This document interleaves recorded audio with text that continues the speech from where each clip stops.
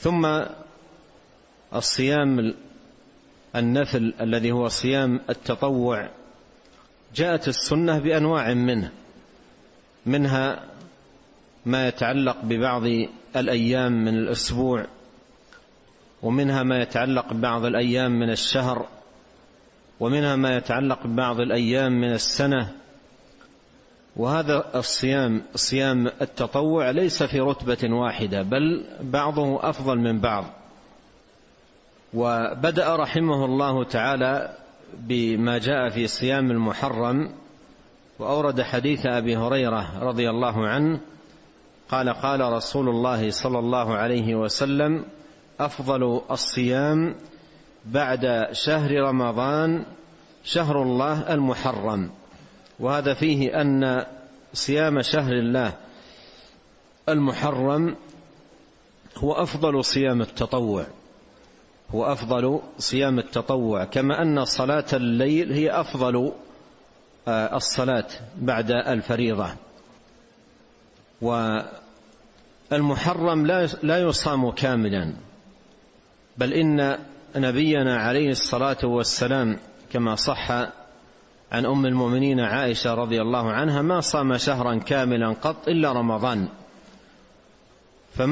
فما صام شهرا كاملا غير شهر رمضان المبارك. لكن شهر الله المحرم يستحب الإكثار من الصيام فيه، والصيام فيه أحب الصيام إلى الله سبحانه وتعالى بعد رمضان، لكنه لا يصام كاملا، لأن نبينا عليه الصلاة والسلام وقدوتنا ما صام شهرا كاملا قط غير شهر رمضان المبارك. نعم. قال رحمه الله تعالى: ما جاء في صيام عاشوراء. سئل عبد الله بن عباس رضي الله عنهما عن صيام يوم عاشوراء فقال: ما علمت أن رسول الله صلى الله عليه وسلم صام يوما يطلب فضله عن الأيام إلا هذا اليوم يعني يوم عاشوراء، ولا شهرا إلا هذا الشهر يعني رمضان. متفق عليه. ثم أورد رحمه الله ما يتعلق بصيام يوم عاشوراء.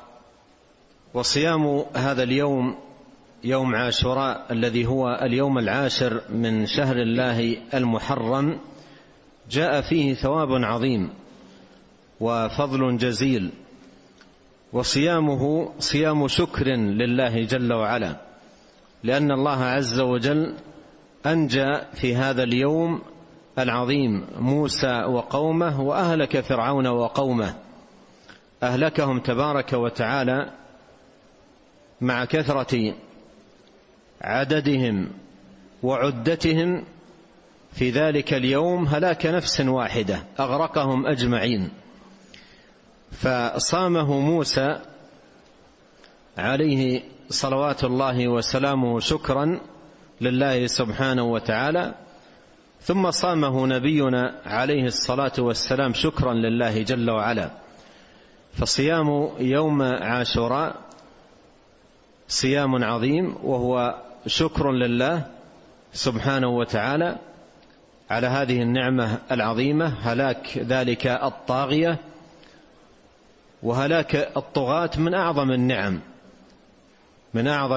النعم وأجل المنن. فموسى عليه صلوات الله وسلامه صام ذلك اليوم شكرا لله جل وعلا، وصامه نبينا عليه الصلاة والسلام شكرا لله، وقال: نحن أحق بموسى منهم، أي اليهود.